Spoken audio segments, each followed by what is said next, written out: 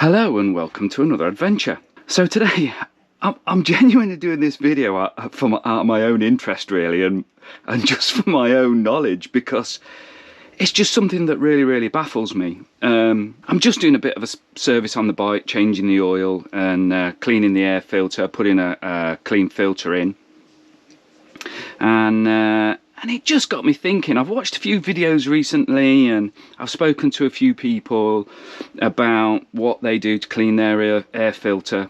I saw an Adam Riemann video recently where he was explaining to people how to clean their air filter on the bike, and I just thought, you know, as much as I love Adam and his videos, I mean, he is the ultimate for me on YouTube for motorbike adventure riding, you know, trail riding vids, but really, you know, am I missing something? So I just thought I'd do this video. So I found this the other day at the back of my shed, and this is the old sort of Pewterline air filter cleaner that I used to buy years ago when, you know, I was racing MX and I was doing what everyone else did. I used to buy this stuff from Pewterline, and this is the cleaner that you use to clean your air filter. And you'd put it into a sort of bucket, and then you'd take your dirty filter out your bike, you'd put it into this bucket, you'd use this stuff to clean it. Some people would use petrol, but the manufacturers always say don't use petrol, it kills the glue in the air filters, so just use the proper stuff. And this is what you used to have to buy, and this is, you know, this is like a sort of spirit or a petroleum based cleaner, you know, a synthetic cleaner. It is in no way biodegradable. So you used to clean your air filter, and then once you'd used this stuff, you then had to dispose of it in a sort of responsible way. I know a lot of people just used to tip this shit down the drain, which was obviously bang out of order. And I used to have to take it to the tip and to my local waste centre to get rid of it. But it was just always an absolute pain in the arse, and I just never liked it, and I hated cleaning air filters. And then I discovered this stuff, No Toil.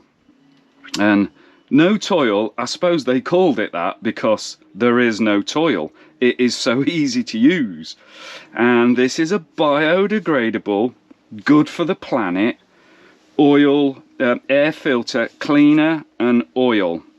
So you can buy them in these little tubs like this, which will, you know, I just buy these for the cleaner, and then I do occasionally buy, you know, the bigger tubs of oil. But you can buy them in a kit like this. If you're just going to buy this for the first time, you'll find them in a pack like this. Or if you're just going to go whole in, you can buy them in the big, what's this, 2 litre tubs, whatever they are. Yeah, nearly 2 litres. But yeah, so I discovered this No Toil stuff, and it is just so super easy to use.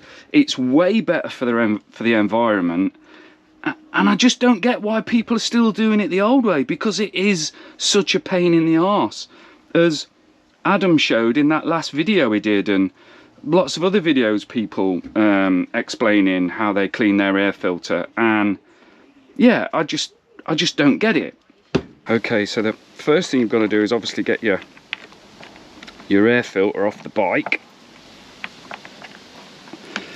I don't know why Honda make that so difficult to blimmin' do. Right, so we're going to take the air filter off the bike, take it off the cage. I mean, that's not too bad, that's fairly dirty, but I've seen them a lot dirtier than that before. So the blue bottle is the actual cleaner. It's like washing up granules, you know, the kind of stuff you wash your clothes with, but it isn't that. It's a specific thing that No Toil make, and the instructions say to put about 1/4 of a cup, which is about a handful, into a bucket, and then add some warm water. So I'm just going to put that in there, and I'm just going to go and add about warm water. You don't need a lot in this bucket, just about, you know, 1/4, 1/3 of a bucket's plenty.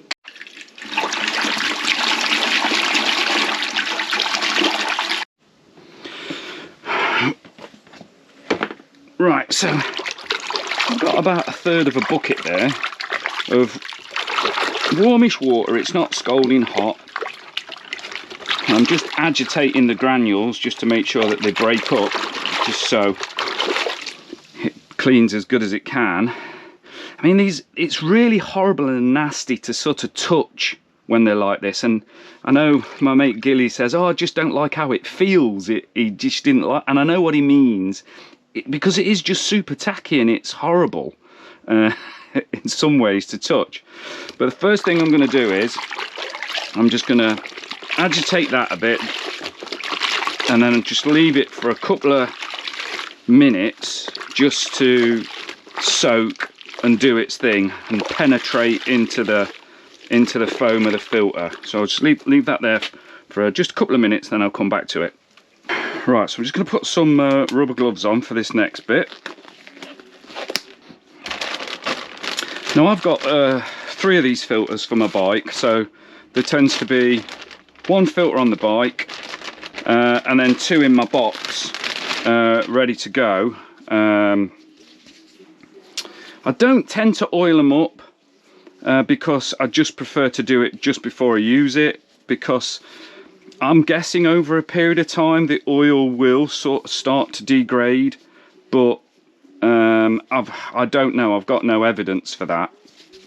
But it's just the way I prefer to do it. So what I do is I decant some of the oil into, this is just an old mayonnaise bottle, but I've used sports drinks bottles, and that's just as easy to use. So what I'm going to slowly do is I'm going to tip the oil onto the filter on the outside and work it in, and then once I can see it on the inside, then I know it's worked its way through, all the way through the foam and onto the other side of the filter. Ooh, not much. Just gotta take your time, slowly work it in. I mean, this is the laborious bit of the process, but it's, I mean, some people prefer to just dunk it in a bath of oil and then drain off the waste, but I much prefer to do it this way. Doesn't take long really. So I'm just working that oil in, and you can see where the patches are where you've missed it. You can see, look, where it's started to come through there, but obviously not in other places. So I'm just gonna dribble it on like I'm making some amazing caramel cake.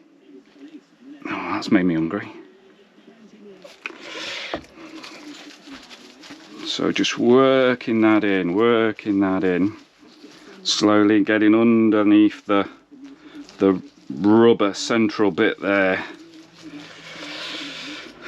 Put some on the seal area. Make sure that's well and truly nice and lubed up. So with this No Toil red filter oil, the oil contains alcohol, so once you've finished, the oil goes off in about 15 minutes. I mean, I've never done that and then whacked a filter on, because, you know, I've always got a spare, or I've prepared. If I'm going to like a dusty race, then I will have one of these in a Ziploc bag good to go to change maybe at the race. But I mean, for trail riding and things like that, it's not something I would normally do. And so you can see here, look, it's still got green bits in here, so you know it's not penetrated through all the way yet. And when you squeeze it, there's not a lot of oil coming to the surface, so I know I still need to put more oil on. Oh, wait. I know I still need to put more oil on. You should never twist air filters and wring them. You should only ever squeeze them. And so as I'm squeezing that now, look, can you see the oil is coming to the surface? Wherever I squeeze it, oil's coming to the surface. So squeeze it here, oil's coming to the surface. Oil's coming to the surface, squeeze it, oil. So as soon as I start to get that, I know the oil has penetrated all the way through. And then you've just got to then be careful on the inside corners. That tends to be the bit that misses out. So what I will do is just drizzle in a little bit onto that inside corner, because that always seems the most difficult to get the oil into, that little bit there. Just give it a squeeze. Remember, no wringing, and then just work it in. And I can see now I've got no real green spots now. I know it's got right into the corner there. So I'll massage that in. Okay. Right, there we go. So wherever I squeeze it, yeah, oil coming to the surface, oil coming to the surface, oil coming to the surface, yeah. So that's well and truly worked in there. I'm happy with that. That's done a nice good job. So then what I do is, I've then got some of these, just these little loops that I've made up out of some cord, and then I'll stick that through there like that, and then that, so then I just hang that in the eave of the shed there just for a minute or two, just to dry off.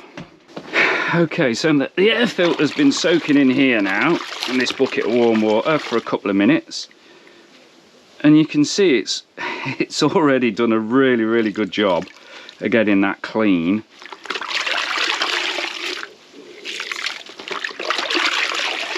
Yeah, so just a bit more agitation, and I'll just quickly look over it and check, but I can't see anything there. There's just a little bit of the oil in the bottom there. I can feel it. Now you have to use the No Toil cleaner. It's not just like regular, you know, stuff you wash your clothes with. It's whatever the formula is, and it's not massively expensive. So someone said you can use baking powder and something else, but I mean, why bother? Why bother? And I know some people do this by putting these with the powder in their washing machine, but it's not something I've ever tried.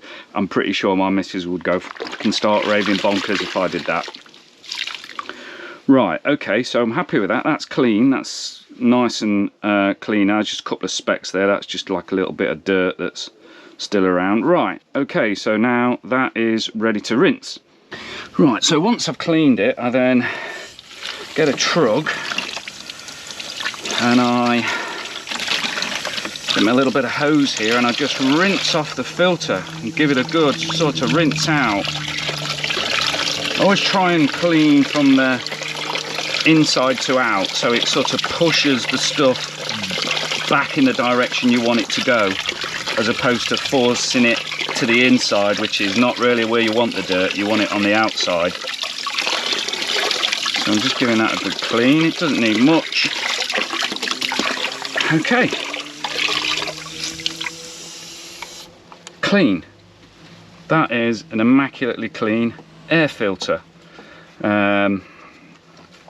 Now what I tend to do with these is, remember you can't wring them, I give them a bit of a squeeze, and then I'll hang this up to dry, same as I did with the other one. And then what I will actually do sometimes, well, I tend to do it more often than not, is just on the outside I take my little handheld Dyson Hoover to it, just to suck off any of the last little bits that are there, and just make sure it is really spotlessly clean. Yeah, so now I can hang that one up to dry. So for this one I'm just going to put this little bit of wire that I've got here, that goes through there, and then that can hang up there. Leave that there to dry. So I'm using the red version of the No Toil oil, which is biodegradable, but this contains an alcohol within the oil, so that once you apply it to the filter, the alcohol evaporates and then the filter's ready within 15 minutes to use. You can also get a green version of the No Toil oil, and you can apply that to wet filters, not wringing wet but reasonably wet. But that filter has a water-based ingredient with the oil. I know it sounds random, but that's what it is. But you have to leave those for 12 hours to dry.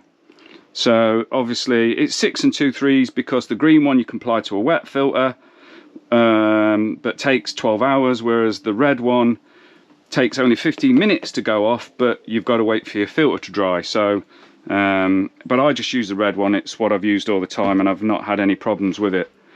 Now also with No Toil, you can get this wonderfully titled rim grease as well. And rim grease just goes around the edge of the filter sort of housing, and obviously just provides a better seal between the filter and the bike. Okay, so that's now good to go. So I'm just going to do a quick final inspection, just make sure that it is clean and there's no damage to the filter. I've cleaned the cage, so that can go back onto there.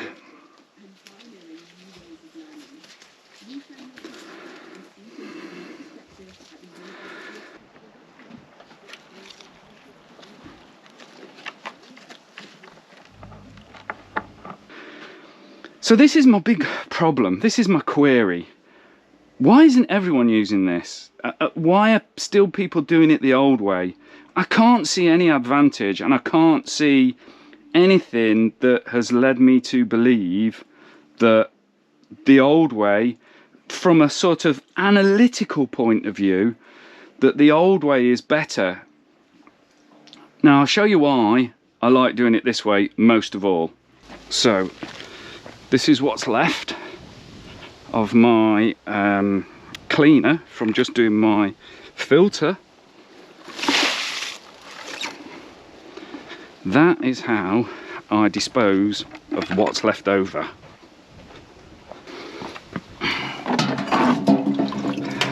The water that was in the trug, I'm just gonna tip that on the garden plants. So, come on, let me know in the comments. If you're not, why aren't you using No Toil? I've certainly not found any data online, any tests, I mean proper tests, where they've used Butylene, Motorex, whatever, against No Toil, and they've shown that as a product, to keep the crap out of your engine, this doesn't work. I cannot find anything that suggests that. Now, surely you have to say that the cleaning method this way is far, far easier. So the only reason I can see for not using No Toil is if you believe that the oil isn't doing what you want it to do. And if that's the case, I want to see evidence that shows that. I mean proper evidence, not Dave down the bike shop or just gut feeling. This is one of those things where I find myself getting analytical and thinking, yeah, come on, there's got to be a good reason to not use this. Anyway, there you have it.